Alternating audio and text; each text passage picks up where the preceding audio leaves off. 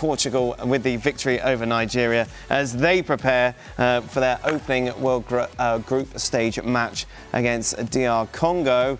It's the same conversation with Portugal, and it's going to be until he retires. Cristiano Ronaldo, a help or a hindrance, Nedum? Yeah, I think that is true, but it's very tough to say. Which one is it? Yeah, that's where you give me an answer, and then all the Ronaldo fans. It wasn't like a middle of the road question. If the backup striker was someone of a higher status than Gonzalo Ramos, then I think he would have been brought out of the team sooner. But I think there is such a significant difference between the two. I think Gonzalo Ramos on his best day, in my opinion, doesn't necessarily go ahead of Ronaldo on an average day, especially even at this now. level. Even now, I would say. What about Rafael Leao, who's not? Is he not suspended? He's suspended, isn't he? Anyway. Yeah. Ramos will work more than Ronaldo, and that's what the team. The question is, to your question, right? A help or a hindrance? Recent major tournaments, the last 2 or 3, both Euros and World Cup, the answer is hindrance. Fernando Santos dropped him eventually. He didn't score, I believe, in the last major tournaments. He might have scored a penalty, but certainly not from open play. He struggled. This brilliant player, absolutely, as Nedum said, you can debate it, Messi, Ronaldo, all you want. There's no right, there's no wrong. Absolutely unbelievable individual of a player, still doing it in his 40s. He's got a couple of hundred caps of what it is. It's amazing. But it still doesn't take away from the fact you could be a potential hindrance to your team at that age. And the question is, when they get to the knockout, and they will, particularly with this 3 teams, a bunch of the 3 teams go through. I mean, you've got to be a right dauber to get knocked out of this World Cup. 8 out of 12 will advance. You've got to be really bad. That's another scenario, another debate. But when they get to the knockouts, and I'm not sure which way this crazily big bracket goes, but when they start meeting better teams, if he is struggling, there's got to be a lot of expectation on Roberto Martinez in terms of his job, in terms of what Portugal will do at this World Cup. He might have to make that big decision, and the question is, does he have it in him to make that decision on his oldest player? If he's struggling, and listen, if he's not struggling, he's scoring goals, I'll applaud him, because if he's doing it in his 40s at the World Cup, that's amazing. But looking historically, in the last 5 or 6 years, the answer has been he has struggled in these competitions. When you're talking about struggling in these competitions, are you talking about him missing chances or his general game involvement? Both. Because the missing chances thing, that could just change. And I think for Gonzalo Ramos, there's no guarantee that he would have scored all those goals either. I think if we're talking about him being a direct replacement as such. So I see why you would persist with a play like that, because, for example... So is he undroppable? The answer is both. And let me just, when Nedum thinks about this, the answer with Ronaldo is, and here's part of the problem, he goes into the qualifiers and the Nations League, and they play weaker teams a lot of the times, and they beat some of these teams by 4, 5, 6, and sometimes 7 goals, and he's bagging goals, and he's undroppable. And then it gets to the latter stages of a major tournament and you're playing much better sides.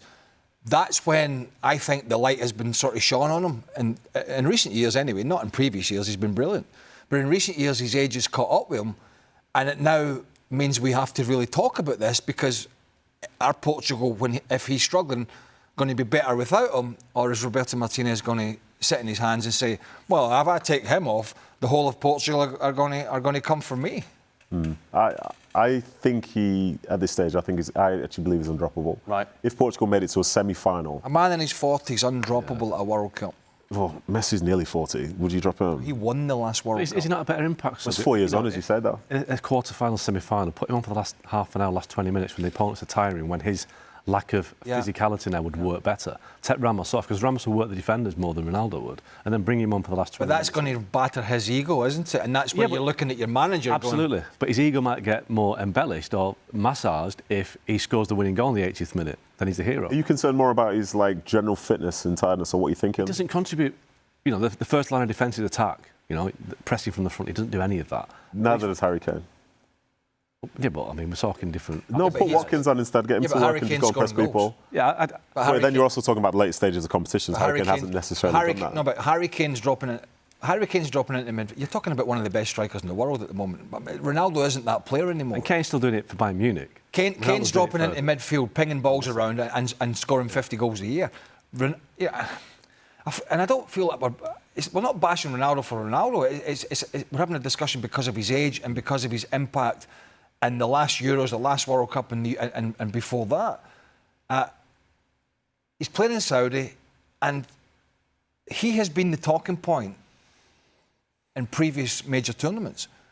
What we're going to do with him? Should he start? Can I take him off? Because he hasn't contributed like he once was able to do, and that's a fact. Okay, Portugal overall, they're a real contender, aren't they? Absolutely. I mean, are they an outsider? I think they're more than an outsider. I think they're a real challenger. I think they've got a real chance. I mean, are they Belgium though from a few years ago that everybody thought, well, they're going to win it this? Same coach.